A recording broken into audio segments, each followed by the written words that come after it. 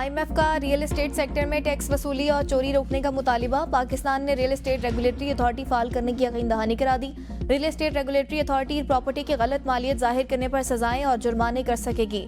Regulatory authority में registration ना करने पर 50,000 से 5 लाख रुपए तक जुर्माना होगा। अथॉरिटी के रेगुलेशन की खिलाफवर्जी पर 3 साल तक कैद की सजा हो सकेगी। IMF का इनकार के बाद बिजली के निर्खों में तब्दीली का मंसूबा भी मुलतवी। IMF समेत तरक्याती शराकतदारों ने मंसूबे की हिमायत नहीं की। जारी इस्लाहात और मौजूदा मसाइल को हल करने पर तवज्जो देने का मशवरा।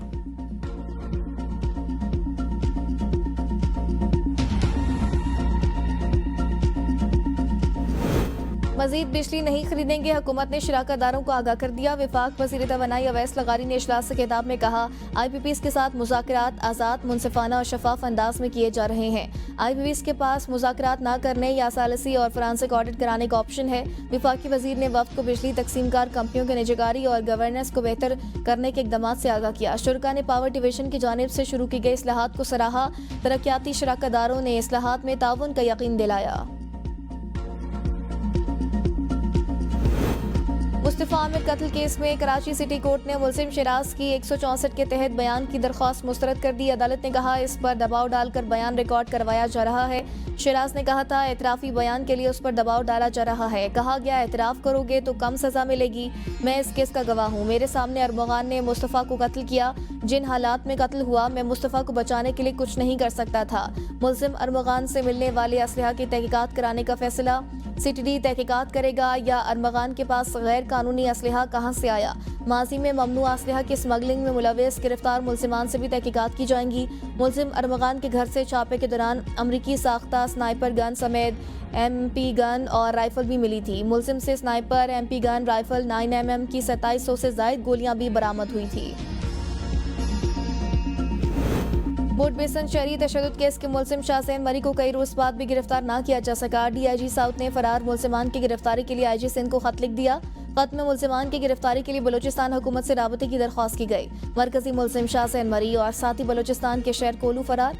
मुलजिमान की गिरफ्तारी के लिए बलूचिस्तान पुलिस से मदद लेने की इस्तदा की गई। शाहज़ैन मरी के 5 गार्ड्स जुडिशल रिमांड पर जेल रवाना।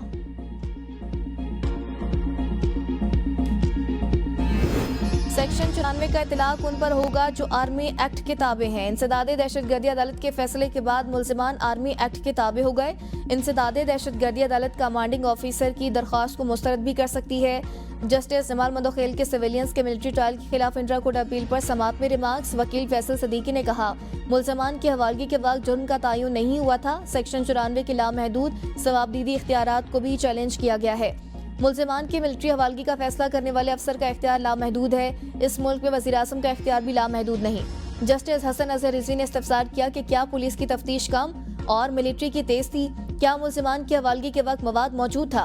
वकील फैसल सदीकी ने जवाब दिया, मवाद का रिकॉर्ड पर होना या ना होना मसला नहीं, सारी जड़ मुलजिमान की हवालगी का लामहदूद इख्तियार है। मिलिट्री ट्रायल को सुप्रीम कोर्ट में आर्टिकल 245 के इतलाक की वजह से चैलेंज किया। जस्टिस अमीनुद्दीन ने कहा, 9 मई को तो आर्टिकल 245 नहीं लगा था। जब दरख्वास्तें दायर की तब आर्टिकल 245 लग चुका था। केस की मजीद समाअत कल तक मुलतवी।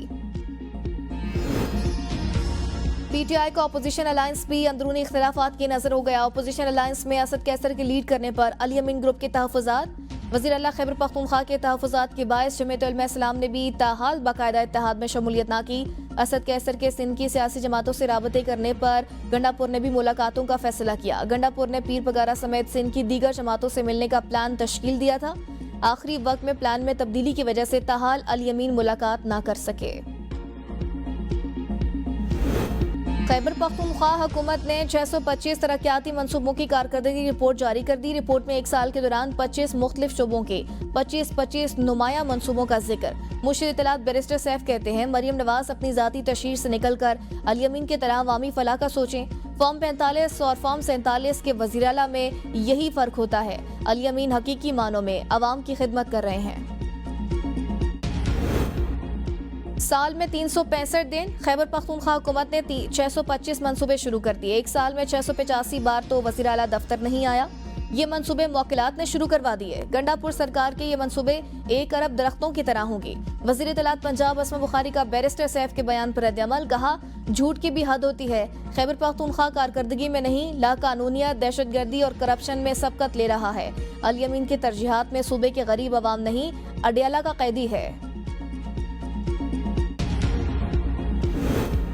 अदालती हुक्म के बावजूद बानी से मुलाकात की इजाजत नहीं दी जा रही। रहनुमा तहरीक इंसाफ शेख वकास अकरम की पेशावर में प्रेस कॉन्फ्रेंस, कहा बानी को ऐसे सेल में रखा गया है जहां दहशतगर्दों को रखा जाता है।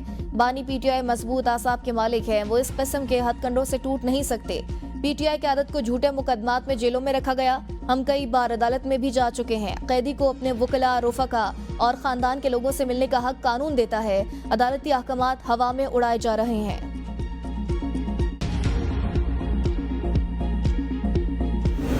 दफा 144 की खिलाफ वर्जी, ऑपोजिशन लीडर उमर अयूब, आमिर डोगर और आमिर मुगल के वारंट गिरफ्तारी जारी। District and session court Islamabad ने अदम हाजिरी पर वारंट जारी किए। शोएब शाहीन और बैरिस्टर गौहर की हाजिरी से इस्तिस्ना की दरख्वास्त मंजूर।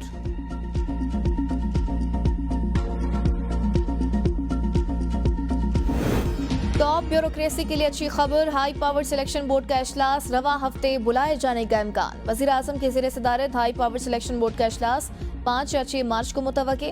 बोर्ड इजलास के लिए तैयारियां मुकम्मल। ग्रेड 21 से 22 के लिए 40 से ज्यादा असामियों पर तरक्कियों का जायजा लिया जाएगा।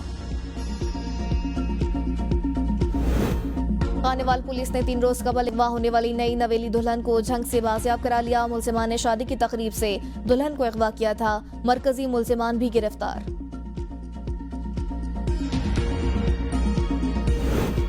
लाहौर में बेलन से सौतन को कत्ल करने वाली मुल्जिमा 5 रोज बाद पकड़ी गई। लियाकताबाद में ताफुन फैलने पर पुलिस पहुंची तो छत पर एक खातून की बोरी बंद लाश मिली। पुलिस ने शक की बुनियाद पर मकतूला की सौतन को हिरासत में ले लिया। मुल्जिमा ने एतराफ़े जुर्म कर लिया है। मुल्क भर में बारिशों का नया स्पेल शुरू, बालाई इलाकों में बर्फबारी, कई इलाकों का जमीनी राबता मुनक़ता, लोग घरों में महसूर, राबता सड़कों की बंदी से अशिया की किल्लत। दियामर में शाराय कराकोरम ब्लॉक होने से सैकड़ों मुसाफिर फंस गए। चलास, बाबूसर टॉप, नांगा पर्वत, एबटाबाद, नतिया गली, अयूबिया में बर्फबारी, सर्दी की शिदत में इजाफा। इस्लामाबाद, रावलपिंडी समेत कई शहरों में बारिश से जल थल एक हो गया। लाहौर, मुल्तान, हरिपुर, कुंदिया, झंग और चिन्योट में भी बादल बरस पड़े। मुजफ्फराबाद समेत आज़ाद कश्मीर के मुख्तलिफ इलाकों में मूसलाधार बारिश। कल्लात, डेरा बुगटी और गिरदनवा में भी वक्फे वक्फे से बादल बरसने का सिलसिला जारी है।